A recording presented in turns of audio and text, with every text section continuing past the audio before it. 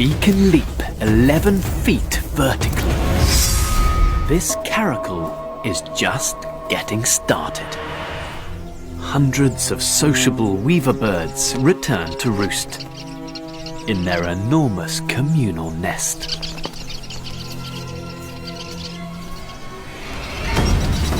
Muscular legs propel her into the air.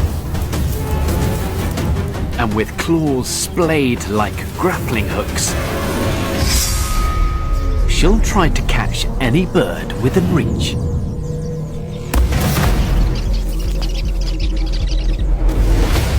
She can leap 11 feet vertically. This could be her last chance before sunset.